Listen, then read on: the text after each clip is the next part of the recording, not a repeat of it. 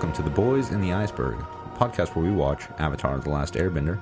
As always, I'm Caleb Bader, but today my usual co-host, Harley Davis, is not here. He has fallen under the weather. I am joined by my future brother-in-law, Elijah Hollis. Hello.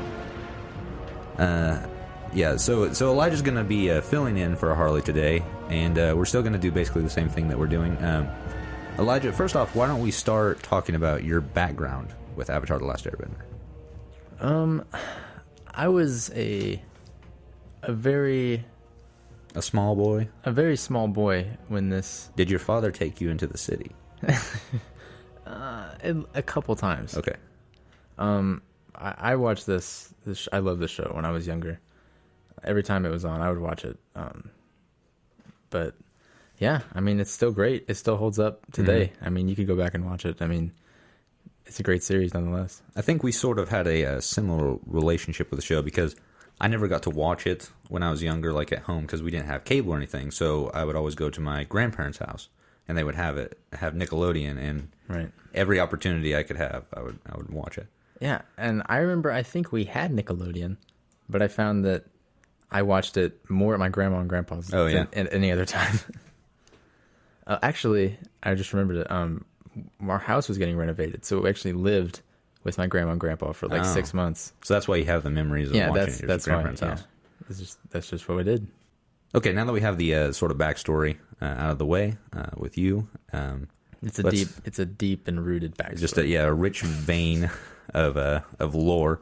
Let's jump onto some Avatar lore. Why don't we? The first episode we watched was the Great Divide, and that's a fan favorite, ladies and gentlemen. Everyone enjoys this episode. Elijah, what do you think of the episode? I mean, I'll tell you what, I'm not one of those fans. No, I was being a little facetious earlier. This is actually one of the universally panned episodes of Avatar. And I remember watching it for the first time. I didn't really care. I mean, I was a lot younger than I'm now. But watching it again, it's sort of just a dumb filler episode. Yeah, I feel like, I don't know, very recognizable themes. Yeah, there was sort of like an allegory for the condition the United States is in right now, ladies and gentlemen. Yeah, we are a divided nation, but it also gives us hope because the resolution shows the two tribes coming together. So basically, if you haven't seen this episode, Aang and the gang are trying to cross a canyon, and they're just going to fly over Naapa until two different tribes show up, two different tribes that hate each other. Yeah, I mean, out of nowhere, they're confronted by a scout of one of these tribes, and immediately, I recognized the voice, and I could not think of where I heard it from, and then it came to me from the original Teen Titans series, with I can't think of the guy's voice. I don't know or the name what of his him. name is. But the voice of Robin on the original Teen Titans, and. Yeah, after that, that's sort of all you can hear. Yeah, that's all I heard after that. Because it's sort of a menial role. Oh, yeah. And he's not in it all that often in the episode, I mean. Yeah, I mean, I thought it was kind of strange because, I mean, he plays Robin, the leader of the Teen Titans. And I thought, why would he go from a role, like that to, a pretty small role? Maybe he's friends with somebody. I don't know. Like, yeah, hey, we were talking about it a little bit earlier. The way the Teen Titans and Avatar aired, there was some overlap, so he would have still been doing the leading role on Teen Titans while this was on. Yeah, which is from a different network entirely. So that's, I mean... That might be... He was trying to get into that Nickelodeon cash. Yeah. The Cartoon Network, it's okay, but Nickelodeon, that's where the stars shine, I guess. Okay, so in the episode, the two different tribes, which are the Ganjins and the Zhangs, meet up. And they hate each other. Right. I mean, very different squads. I'd say polar opposites. Definitely. The Zhangs are like these sort of Mongol, just dirty and like really sort of primitive beings. Yeah. That they're just dirty. And then on the opposite, the Ganjin are prim and proper, sort of royal, I would say. They've got sort of a royal air to them. Yeah. it almost reminded me of in the Hobbit movies, the High Elves. Oh yes, yes. The very stuck up, the very sort of like Legolas. Yeah, like you're down here and we're up here. Yeah, and therefore we're better. And I would say they are. I mean, they're immediately at odds because as we learn later in the episode, they have sort of this tepid history. Yes, very deep rooted history. So basically, what it boils down to is they get into an argument because they're elderly and their children can't make it across the canyon if they both go together. So Aang jumps in and he decides that he's going to mend the fence between these two tribes and uses Appa to send the elderly and the children across the canyon. Right. The Avatar's job of bringing everybody together. Yes.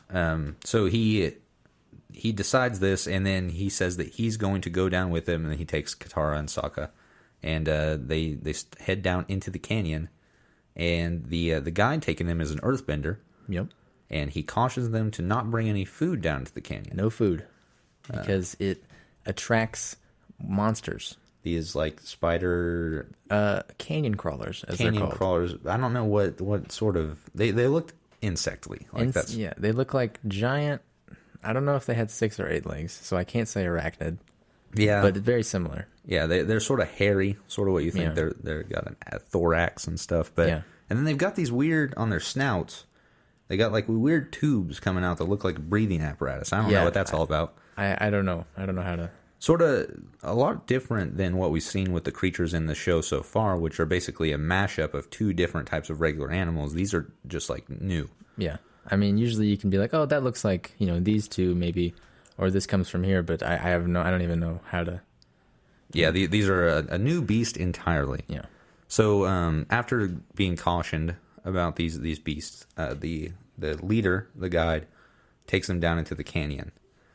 And they're walking, and he explains that he's going to be sort of keeping the Fire Nation out because he's going to be taking down some of the paths they used to walk on with his earthbending. Right. Because that's what it boils down to, why these people are trying to get across the canyon. They are escaping the Fire Nation. Right. And I don't think it's, just, explained, but are they nomadic? Are they traveling? I feel like the Zhangs are more nomadic than the Ganjin. Yeah. But they could be just displaced, like refugees. That makes sense. Like what's going on in America right now. Yeah, they predict everything. Exactly. This show is a prophet to the future. So yeah, they go down into this canyon, and immediately they're at odds again. They're just at each other's throats. Yep. And after a little bit, the guide is actually attacked by one of these creatures. And of course he is. Immediately, Katara diagnoses him with 2 broken arms, even though they sort of don't look that broken. No. Yeah. I mean, immediately. She's like, both of his arms are broken. Yeah, I think that you need an X-ray for that, Katara. Yeah. I don't think that you're a radiologist. No. So after that, they don't know how they're going to get out of the canyon because they need earthbending. And with 2 broken arms, it's hard to bend any sort of earth. Even though I have seen many benders use their feet. Like Zuko bends fire out of his feet all the time. I'm pretty sure Boomy did some stuff with that. So this he's a base level bender. He's not very good. Yeah, he can make pathways, but he's got no feet action. Yeah. So after going back at each other's throats, Aang decides to split them up. That they're no longer going to be around each other because they're just too hostile. So they go into 2 camps, and then he sends Sokka with one and Katara with the other camp. I think Katara went with the Ganjin and Sokka with the Zhangs. Yeah. And he says find out a little bit about these 2 different tribes. Yeah. First of all, or by the way, rather, very convenient wall. Yeah, placed directly in the middle of the canyon path that just both lead toward. I have to say that when I saw this episode again, I for some reason I thought, okay, they're going to get separated and they're going to have to find separate ways, and maybe one of them will get in trouble, and then they'll save one of them, and then it'll be a happy, they'll get together or something. Mm-hmm. Obviously, not what happened. Much more simple. Yeah. So Katara and Sokka are each with their respective tribe. And they learn a little bit of the backstory. Yeah, two very different stories. Yeah. Based on the same... Yeah. Let's call it not really a misunderstanding so far, but apparently the Zhangs think that one of their ancestors was trying to help one of the Ganjin's ancestors by carrying their sacred orb across the goal post. It looks like it's like some sort of gate, some Western gate or that they use in a ritual. So they think that he was trying to help the guy because he was injured, and then the Ganjin authorities threw him in jail for 20 years because they thought he was stealing it. Yes, whereas the Ganjin obviously think that he was stealing it, right? And so that's why they have sort of an animosity between the two of them. Yeah, I think it was 100 years ago they explained, which is very convenient because that's how long the Avatar's been gone. Yeah, how about that?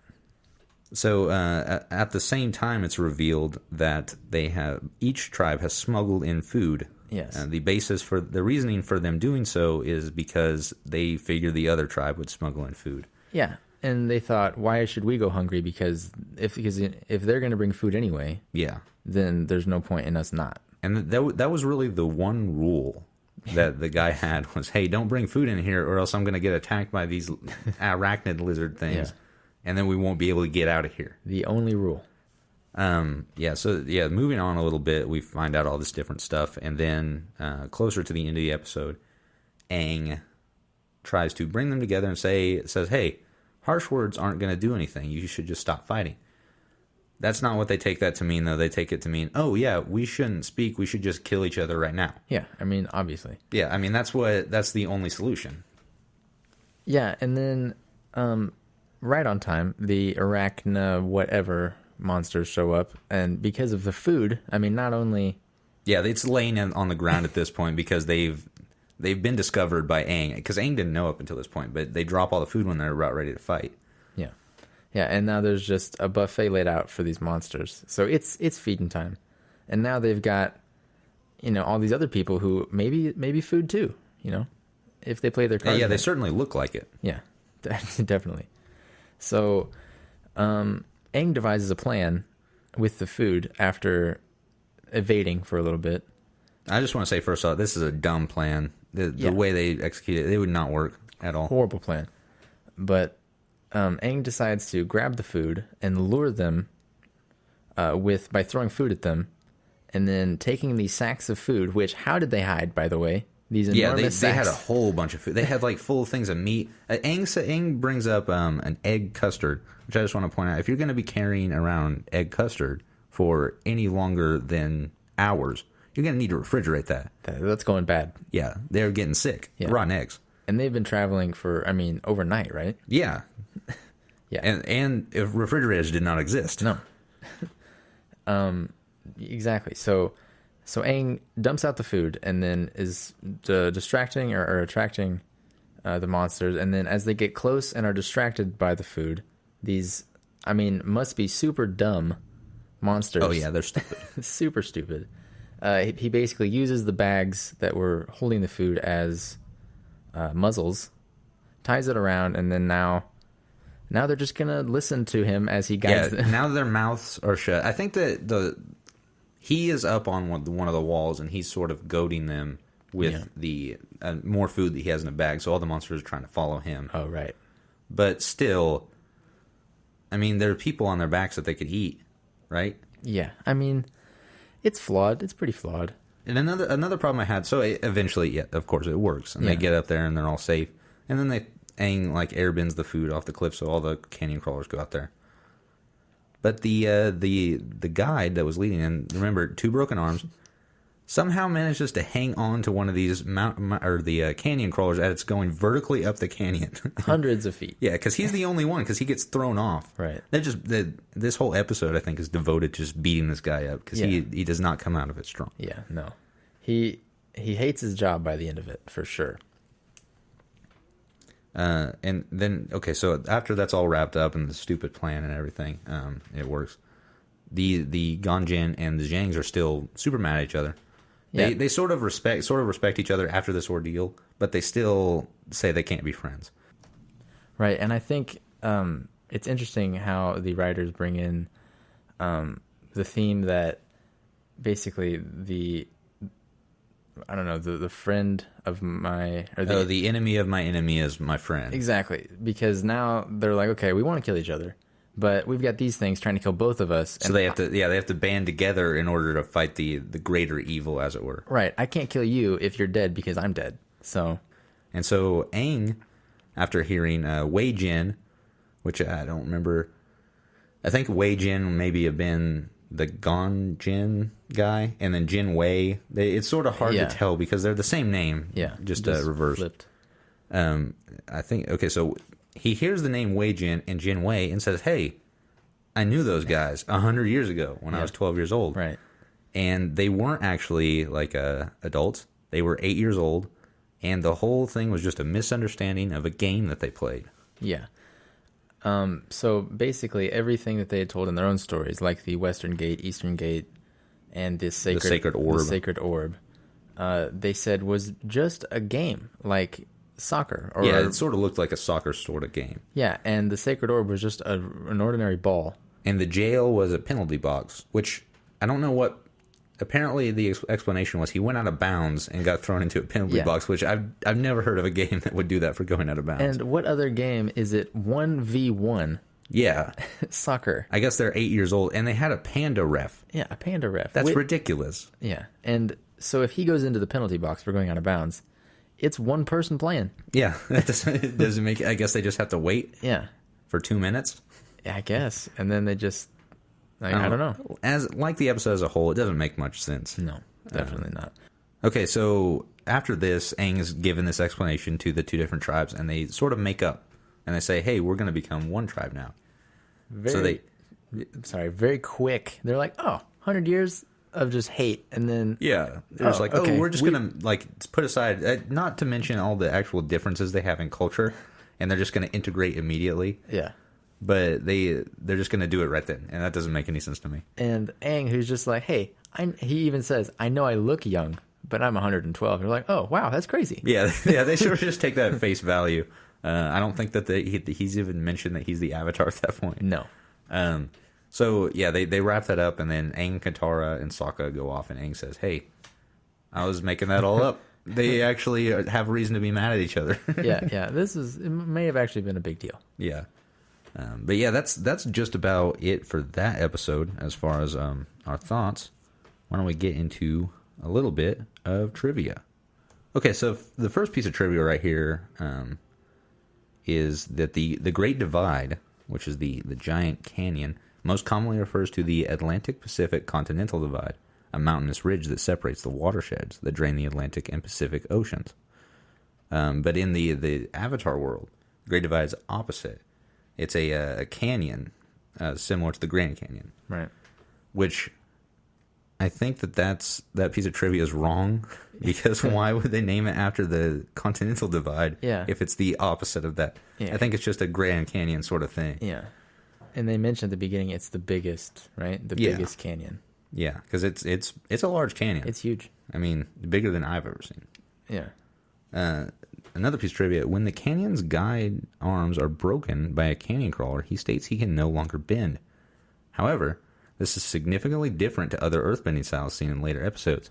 I'm not going to bring up the next part of this because it's a little bit of a spoiler, but we were talking about how other benders have used their feet. Right. And that's sort of a big thing because they sort of are rock solid and have a base. Right. This episode, and we brought this up a little bit earlier, it's very unpopular with fans because it's got a relatively insignificant plot. Yeah. So it's basically just filler, and it's the lowest rated episode on IMDb. Wow. I mean, I can't say I'm surprised. Yeah, they actually bring this up later in sort of a spoof type episode that I can't say because that's another spoiler. I can't wait. The episode title not only refers to the geographical feature, but also to the Great Divide that has grown between the two tribes. Yeah. And apparently this is the literal meaning of Wei Jin's name, Great Divide. Nice. Yeah, so these the writers are just throwing little tidbits in there, trying to emphasize a greater point. Yeah. It's the first episode in the series not to be seen again in previously on Avatar. The others are Fortune Teller, Northern Air Temple, Painted Lady, and The Puppet Master. Nice. And this is the only instance in the entire franchise in which earth spirits are referenced, because that's actually something that they brought up earlier on in the episode, is that he's giving some sort of like factoids, like if you were at a national park, right, that you would get. And he says that the experts say that it was most likely caused by earth spirits who were mad at people for not sacrificing to them. Yeah, yeah, I thought that was pretty interesting. Mm-hmm. Okay, so that about wraps it up for this episode. Elijah, if you were going to rank this episode, what rating would you give it? Man, it was kind of hard to stay, because I know the overall plot of this, and so I just want to get to that. Yeah, it's a really great show, and it's like this just feels like, okay, get this out of the way. We're just sort of drudging through this one to get on to better ones. I don't really care, so I'm gonna give it a whopping 3. Oh, a 3. A 3, yeah, out of 10. Out of 10.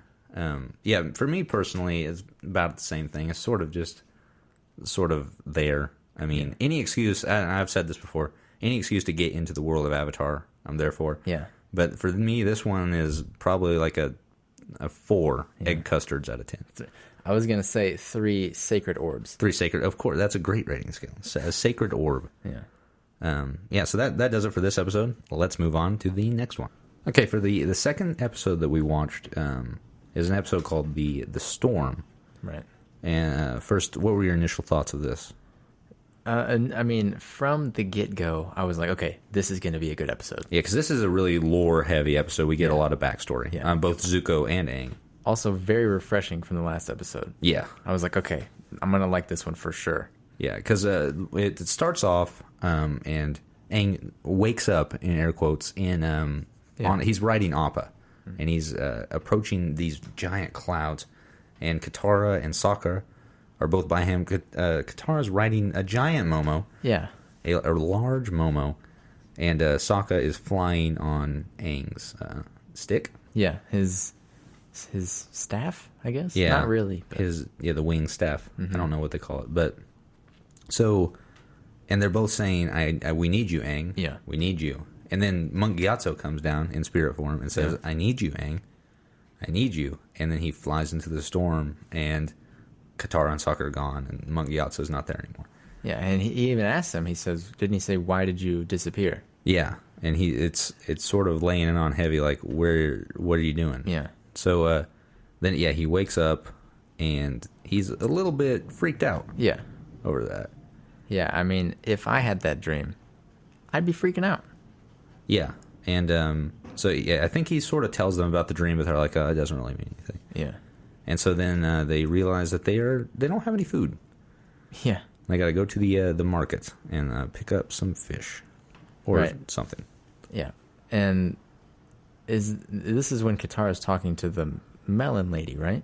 Yeah. Yeah, they show up in the marketplace, and Katara's trying to find some ripe melons. Right. But they're very swishy, as the subtitles would say. Yes. They're... And the vendor is trying to tell Katara that it's the ripe juices that are swishing around. Right. I don't know if that's true. No idea. I wouldn't think that it was. Maybe. Also, I don't know what kind of melon it is. It looks like a small watermelon. Yeah. Yeah. So looking at these melons, and the lady's getting a little bit upset. Right. And she's talking trash about her stock. Yeah, and these are good melons. I'd eat them. Yeah, they look fine. They're a little swishy, maybe. Who cares? Yeah. If you don't have any food, I think a swishy melon's better than none. Yeah. But after all this hassle that Katara's caused this lady, we find out that they don't have any money, so they can't buy them in the first place. Yeah. I think Sokka walks over with an entire... Yeah, he had a whole basket full of fruit. And she just said, I forgot, we don't have any money. Yeah. So then this leads to them telling Sokka to go get a job to pay for them. Which is... Yeah. And my first thought was, okay, they're traveling. They're not just going to... In this economy? Yeah. They're not going to just pick up a job, Yeah, no. But it turns out they can. It wasn't that hard. It was very simple. Because there's this old couple, a fisherman and a lady. I think it's probably his wife. Most likely. They walk up on these two, and the lady, the old nagging lady, as the husband would say, yes, she's telling him, hey, don't go on the boat because you're gonna die if you go out there because there's a storm coming. Yeah, But also, great day. Not a cloud. Yeah, there's no cloud. And we also see Zuko and Iroh talking about the same thing, where Uncle Iroh says, hey, there's going to be a storm coming. Zuko's like, no, you're a fool. Yeah. There's not a cloud in the sky. Yeah. How could there be a storm? Yeah. Sokka comes over because the lady says that she's not going to go out and haul fish for this fisherman if he goes out. And Sokka says, I'll take the job. Yeah. Boom. Right place, right time. There you go, yeah. Which is a great, if you want a job, you got to look for it. Yeah, you gotta chase that job. Chase, there's an old saying I've always said for years, if you want to catch the fish, you got to be, I don't know how to finish At that. the fish place. Yeah, when the old nagging wife nags. Dress for the job that you fish, Yeah. not the job that you don't fish. Yeah, exactly. So Sokka enlists with this guy, and they're going to head out. And Katara's like, hey, that's probably not a good idea. You should listen to the old lady who can feel it in her joints. I think she knows. Yeah, a quote, she says, I don't know the quote, but she says something about how she can feel it in her joints it's going to, storm, which is crazy talk. Yeah, that's ludicrous. Yeah. First of all. But, and then this old man sees Aang and his tattoos, and he's like, hey, you're the Avatar. Where were you? Yeah. Like, you were gone. And it's sort of like a very big coincidence that right after he has this dream, somebody comes up and says, hey, you just disappeared. Why would you do that? Yeah. And, So he gets upset.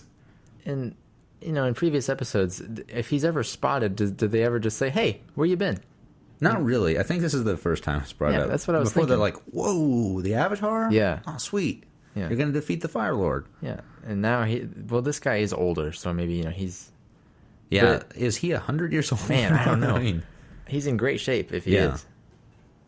I mean, he's in great shape regardless. yeah. Because he's a fisherman. Yeah. And an old guy. Yeah. You got to get the fish. Fish, they're not going to start coming to you when you get older. As I always say, you got to go for the fish. Dress for the job that you fish. Exactly. I've been saying it for years. This upsets Aang, and he flies off with his stick, leaving Appa for Katara. Yeah, Katara is arguing for Aang. That he's a great kid. He's doing all that he can. And He's the then- Avatar. Yeah, he's the Avatar. Master of the Four Bending Styles. That's No big right. deal. He's the one. And she turns around and then he's gone. Yeah, and he's flown off. So she promptly gets on Appa, and She yips leaves. off after him. They leave Sokka there, even though they were just very concerned with him. They don't care about him anymore. No, well, he's still got a job to do. Yeah, of course. He's employed now. He's got responsibilities. That's right. He's grown up. She runs off and finds him. And while this is all going on, we cut back to Zuko and Iroh intermittently in this episode, and one of the lieutenants on Zuko's ship they're talking about, like, he doesn't have any respect for the people there. He doesn't care about the people because he wants to keep going, even though Iroh said there's a storm. Right. And Zuko says the most important thing is getting the Avatar, individual lives. Individual lives don't matter as much as the end goal. Yeah. And so, this leads them to get in a fight. They almost fight. Zuko's hand is smoldering. Yeah. When they're squaring off. Yeah. And they touch wrists, and there is a sword. There's a ka-ting. Oh, is there? Yeah. I didn't notice that. I'm not sure why that happened. I guess they've got metal on the wrist. Yeah.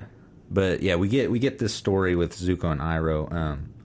Zuko's hot-headed and he goes off, and then Iroh and the lieutenant and some other people are down in the belly of the ship around a fire, which actually comes into play because Aang and Katara are in a cave around a fire in a similar fashion, talking about their backstories. Yeah. I mean, they go back and forth with similar, There's a common theme, and it's really a cool juxtaposition between Aang and Zuko, because not in the same way as Zuko, but Aang was sort of forced out of his world, right? The same way that Zuko was, because we see that. So first of all, Zuko, it's explained to Iroh, or by Iroh, that he was in a war room, and I don't think he's really supposed to be there. It was when he was a lot younger, or a couple years younger. Yeah, and he spoke out of turn because he was being compassionate for the people that were actually fighting the war, whereas the generals were not. And Iroh actually says that this was justified, and he was right. Yeah. But he speaks out of turn, and this causes disrespect. So he believes that he's going to have to fight an Agnikai with one of the generals, the one that he spoke over. Yeah. Instead, he finds that because he was where were they speaking? It was in the Fire Lord's war room. Yeah, it was in the Fire Lord's war room. So he's not scared. He's like, okay, fine, let's do it. He shows up and he's like, okay, he's confident. He's ready to go. He's going to fight this general that he spoke over. And out of the shadows, it's his father, the Fire Lord, because was it Iroh that said, he thought he was going to fight the general, but because it was in the Fire Lord's war room, he disrespected the Fire Lord. Right, the Fire Lord. Who is his father. Yeah. And Zuko refuses to fight him, basically. He begs for mercy, and, because you're going to fight your father to the death. Yeah. Basically. Yeah. So then that's where Zuko got his face burnt. Also, the Fire Lord, not a guy you want to mess with. No, yeah, he's a lord of the fire that he's going to fight with. So he's the main dog. You don't want to square off with him. But that's basically Zuko's backstory, and it turns out the lieutenants and all the people on the ship didn't really know exactly how it happened. Yeah, they thought he was just some spoiled prince. Yeah, and that it was some training accident. That's why he had the scar. And this is actually one of the best parts of the Last Airbender movie. Even with all its flaws, they did a pretty good job. And Dev Patel, the guy that plays Zuko, and then I don't remember the actor who plays Iroh, but it was actually pretty well done showing in the movie. But this isn't about the movie. We're going to talk about the show. We cut back and forth between them, and we find out a little bit about Aang's backstory. Yeah, a lot of flashbacks in this episode, for sure. And then it's Aang's turn. Him and Katara are talking, and Aang starts. There's a flashback, and it is Aang around his friends, who are. They're at the temple too, the air temple. Yeah, it's just like his peers, basically. Yeah, 100 years ago. Yeah, and they are. It's sort of apparent that he's more advanced, and also he's the only one with the arrow tattoos. I think. I'm not entirely sure about this, but I think that you get the airbender tattoos at a point of maturity. Okay. I don't know if it's actually based on skill. I seem to remember something in Korra that dealt with that, but I can't remember exactly. So he might just be a little bit older than everybody else. Oh, okay. Okay, but yeah, he was teaching his peers the air scooter. Mm-hmm. The one that he rides around on, the ball. Right.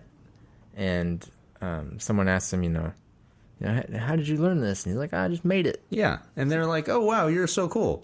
That's the coolest thing we ever heard of. You just invented a bending. Yeah. And then, is that when he gets called in? Yeah, that's when the council of the air nomads come down and say, hey, we need to talk with you. Right. And it's revealed to him at that point that he is, in fact, the Avatar. Yeah. And they mention, they throw out his toys that he played with when he was younger. And they said there was thousands of toys you could have picked from, and you chose the 4 Avatar relics. Mm-hmm. And I always thought this method was cool. I've seen it done a couple times, most notably in the TV show Lost. Okay. They are doing a test, and spoilers for Lost, by the way. It's been out a while. Yeah, they're doing a test to see if John Locke is special, and they bring a whole bunch of different toys, and they're like, hey, which one of these belong to you? And they ask it like that, and he picks up like the knife and some different things. They're like, oh, well, we're done here, because he didn't choose the correct ones, which, and I don't know exactly how that factors in, but apparently the way it's explained in Avatar is that these belonged to his past selves, the avatars before him. Okay. And so that's how he just knew what these were, and that's basically the test that they're running, I guess, which is a little bit weird, because you think, is there like a person taking around these to all the young benders in the world? Or I guess since I don't know if you know this, but it cycles. So every different time there's a new avatar, it's from the next in the line of the bending methods. Okay. I guess that narrows it down. So like next it's going to be Korra. She's a water bender. Right. So yeah, they just go to all the different, I guess they just go to all the air nomads and test them. Yeah. And who's doing this? Now, the council of the Avatar. The older... I guess, I don't know. I guess it would probably fall up to that bending's, or that tribe's higher ups. And so after the meeting with the council, he walks outside, and I think is it right after that he walks outside that his peers that he was teaching. I think it might be a little bit after because they already knew. They already know about it. Right. And he's like, "Oh, you guys have been practicing," because they're all doing the air scooters. And one of them says, "Yeah, we've made a game, with these air scooters." And he's like, he's super excited about that because this is like he invented this, and now they're creating a game with it. He's like ready to play. Yeah, he's like, "Let's do this." And then as soon as he makes an air scooter and hops on, they all stop. Yeah, and they're like, "Ooh, you're the avatar, so it's kind of unfair.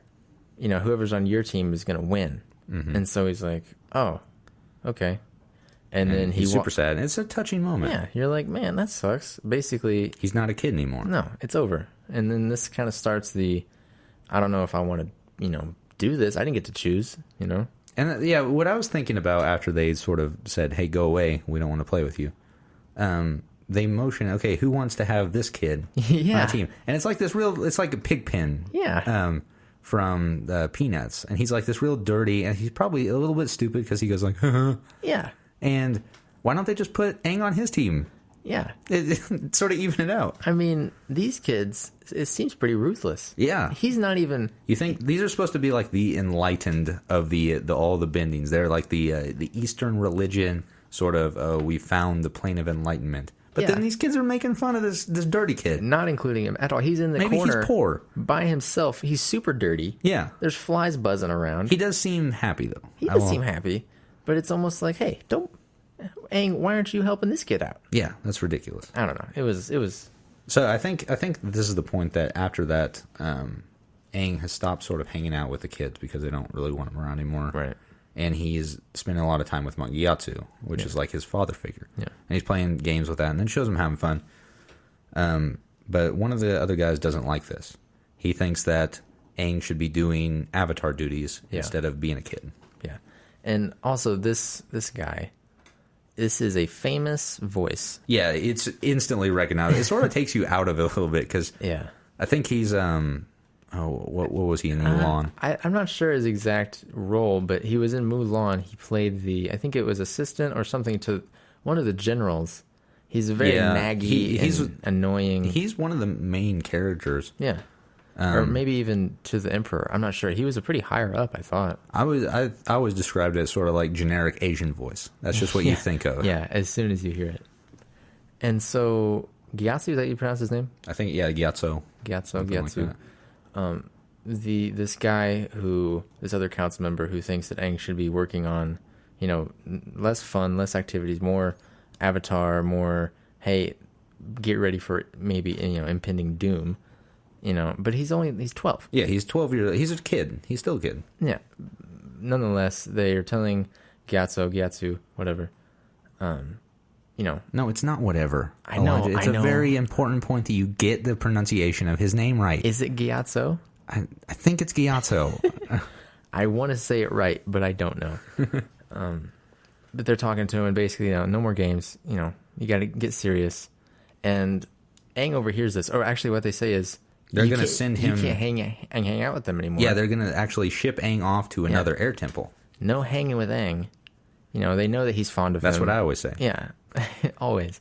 And they're going to ship him off to the Eastern, right? Yeah, I think it's Eastern. Because they're at the Southern Air Temple at this point. And so Aang overhears this. He freaks out. And then...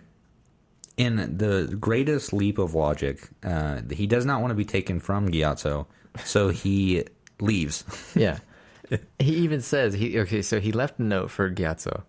And he was, this is his best friend. They hang out all the time. And then Aang goes, and then I never saw him again. Yeah. Whose fault is that? It's yours. You left. Yeah, because actually Gyatso comes into Aang's room and says, hey, I'm not going to let them do this. But Aang's already gone. Yeah. So, and which is I guess he's sort of feeling the pressure because first, all of his friends don't really want to be around him anymore, and now they're going to threaten to take him away from like his father figure. Yeah, exactly. So it sort of makes sense, but if he would have just waited out a little bit, he might have been dead. The firebenders could have killed him. You don't know. Yeah.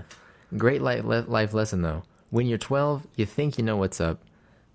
You don't. No, you absolutely not. You don't. You should just stay where you're at and not run away on a flying bison. Yeah. So then it cuts back, and Katara and Aang have been talking in their cave, and the lady, the nagging woman, Right.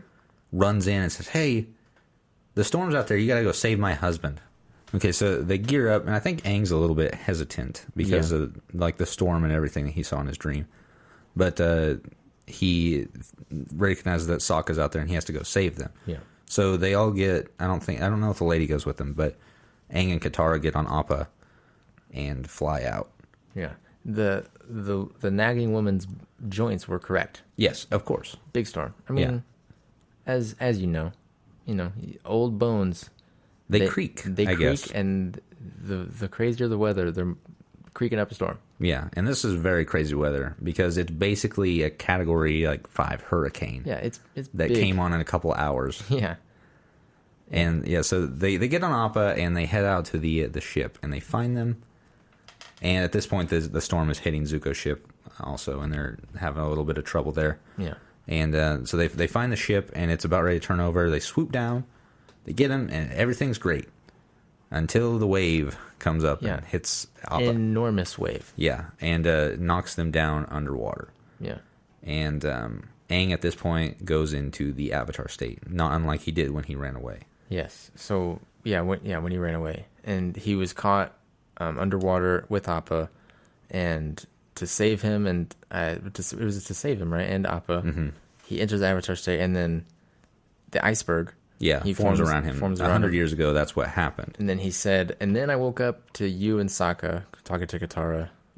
So basically, a huge point in the show. Yeah. Because now you're like, oh, that's why he was in an iceberg. Yeah, and he almost did that again. Yeah, right almost. there. But he is able to pull himself out, not really out of the Avatar state, but pull himself together enough to realize that he needs to save everyone. Yeah. And so they, and while this is all going on, we cut back over to Zuko's ship, and there's lightning, and it shows the mast, I guess you would call it, of Zuko's ship. There's a guy up there watching out, and it's broken down, and then we see that Zuko really does care about the people that he's with because he risked his life to climb up there and save him. Right. And it proves that his hot-headedness is, maybe that's where people get, that he's spoiled, is that he reacts more than he is proactive. Yeah. So people just know him more as, oh yeah, he's hot-headed, he'll get mad, and you don't know really what he's going to say. So. Mm-hmm. And another really cool part of this is lightning is coming down to the ship and almost strikes the ship. And then we see Iroh take the lightning into himself and redirect it out. And that's just really cool. And it's the first time we've seen him do anything like this. Yeah, and it's just like, oh, lightning, and then it just shows it as if they've shown it 100 times. No explanation, no nothing, just zap over there, and then it goes to the next scene, and you're like, wait a second. You're like, yeah, wait, what just happened? That was lightning? Yeah, is that fire? I mean, yeah, but... And I have a feeling that we'll get into this in later episodes, spoilers. So it cuts back, and we see Aang and everyone are in that sort of energy ball, and they come out right in front of Zuko's ship, where they're in the eye of the hurricane right now. Yeah. And they fly away to safety. Yeah, and they have this moment, Aang and Zuko do, where they lock eyes. And yeah, they're sort of just looking at each other. And then Zuko sees the hope that he's hoping will bring him honor fly out of the eye of the storm. But he can't do anything about it. Yeah, he can't do anything about it. And that's really cool. That's the theme of this episode, is how it's drawing parallels between Zuko and Aang. And it sort of just reaches a crescendo right there at the end of the episode. Yeah. And so once they go back to the cave, and they bring the fisherman to safety and everything. And it's a really cool moment between the fisherman, because he still doesn't want to admit that he shouldn't have yelled at Aang and everything. Right. But he says, hey, if you weren't here now, I'd be dead. And before, his wife goes, you should apologize. Yeah. And he goes, how about a free fish? Yeah. that's a good enough apology. And he also pays Sokka in one fish. One fish. Which I guess they didn't really catch any fish. No. So that makes sense. Yeah. Yeah, it was just a cool moment where Aang realizes that he, even if he's still feeling guilty about leaving, he's here now. Yeah. And what he does here matters. Yeah. And that if he was there 100 years ago, he wouldn't have been there then. Yeah. So that guy might have died. Yeah. That wraps this episode up a little bit. I don't think there's really I think anything else. That's a good place. If you were going to rate this episode, what would you give it? I thought it was a great episode. I mean, definitely after the last episode. with the Great of course. Divide. If we're going to compare it to the last episode, this is the best episode ever. Yes. I got to give it, I'll give it 8.5 Eyes of Hurricanes. Eyes of Hurricanes. Count 45 hurricanes, and it just dissipated. Yeah, dissipated. It's just over. Yeah, real quick. It's there and it's over, and that's it. So, yeah, you're going to go with 8.5 out of 10? 8.5. Okay, see, I think that, for me personally, I would give it a 9.5 Wow. Free fish out of 10. That's pretty... That's a lot of fish. What kind of fish? Copper eye. That's a good fish. Is it a type of fish? I don't know. Maybe. I was like, wow, you obviously knew more going into that than I did. Nope, just making things up. The secret of podcasting, folks. Yes. I love this episode. It was a really great episode for me. Really cool with the backstory and everything. But yeah, I think that's just about it for the plot of the episode. Let's get into a little bit of trivia. Let's do it. So first off, this is actually Dante Basco, the guy who plays Zuko's favorite episode. Wow. And during the scene where Zuko faces his father in the Agni, Basco actually worked with Mark Hamill, who does the voice of Fire Lord Ozai. Which, okay, how many... Does he have a huge role in the show? Like, does he talk quite a bit? Yeah, later on. Right now, he's basically sort of just like a cameo. Like, they just throw him in. Okay. That's some pretty good connection. Like, hey, we got Mark Hamill here today. Yeah, it was just Mark Hamill, you know. Who cares? You mean Luke Skywalker? Yeah, Luke Skywalker. Yeah, him. Just probably one of the most known heroes in cinematic history. Yeah. Yeah, we just got him. And now he is playing this, crazy father figure, much like... Yeah, and that's the actually Dark Lord, the next part of this trivia is Basco worked with Mark Hamill and relates the scene to those in Star Wars in which Luke Skywalker faces off with Darth Vader.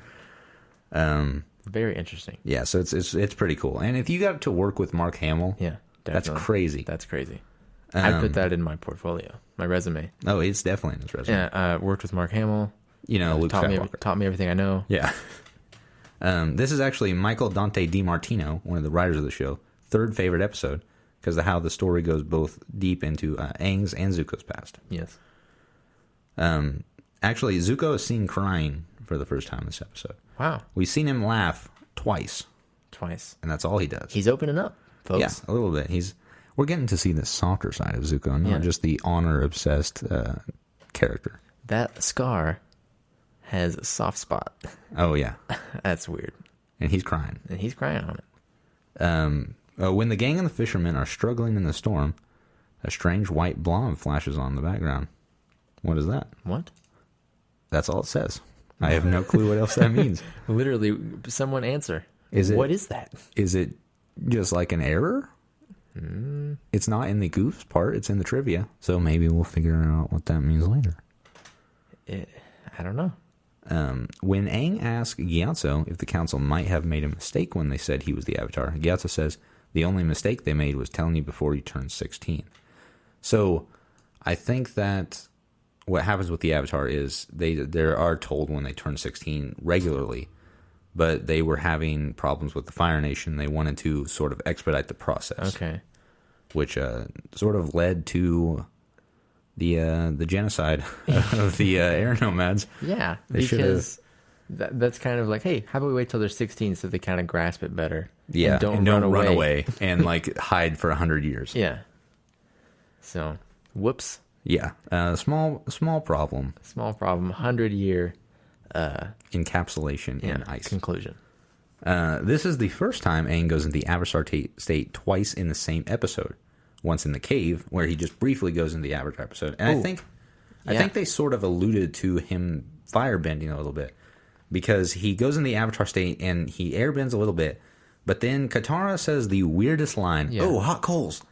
And hot cinders or something. Yeah, it was something like just the weirdest thing ever. Like, you wouldn't say that unless you're trying to draw attention to it. So I think that they were sort of referencing that he was firebending in that moment. I mean, even briefly, it's almost like, oh, are we going to see some firebending soon?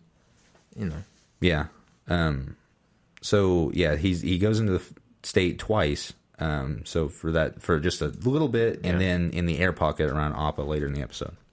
Or would it be the first time being So does he go back into it in his flashback? He does to go.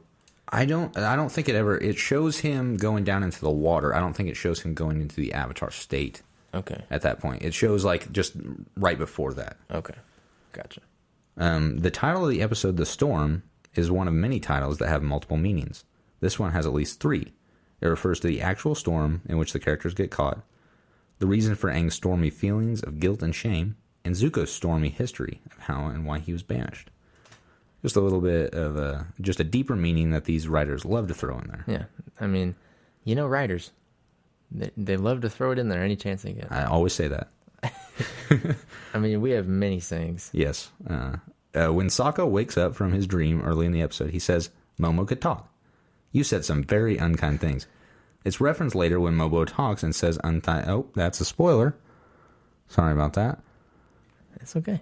Here's a piece of trivia, and this is going to be our last piece of trivia. Okay. This is about the watermelon. Okay. Early on in the episode. Very fast. Okay. Momo understands everything everyone says. Yeah, on one of the earlier podcasts we brought up, they think, or they've alluded to the fact that he is the reincarnation of Monk Gyatso. Right, I remember that. Yes. Gyatso. Yeah. So he's got a little bit more there than meets the eye. Yeah. He's not just a lemur. Transformers. Never mind. The Momo in disguise. Yes. Okay, so this piece of trivia is about the watermelon that you brought up earlier. The watermelon that the merchant tried to sell Katara made a swishing noise, which resembles the merchants of China in the early 1900s, who would try to make their melons sound heavier by injecting them with foul water from a river or one of the creeks. Why's it got to be foul? Yeah, they could just put like regular water, like not try to rip people off too much. Yeah. But I guess that melon was a bad melon. Good thing they didn't have any more money. That's a very good thing. They would have got ripped off. Yeah, and sick. Okay, so thank you very much for listening. Elijah, thank you very much for coming on such short notice. I mean, I'm happy to be here. I mean, I've listened to every episode, so pretty cool. Okay, yeah, that's really cool. Maybe you'll be the permanent co-host if Harley doesn't get his act together. I mean, I'm not trying to steal jobs here. Okay. Well, yeah, guys, thank you so much for listening. If you want to check us out on iTunes, you can just look us up at Boys in the Iceberg. If you would rate and review us, really help us out a lot. You can email us with questions or anything you want us to bring up on the podcast at boysintheiceberg@gmail.com, or check us out on Twitter at boysintheberg. Again, thank you so much for listening, and we will see you here next week. Bye.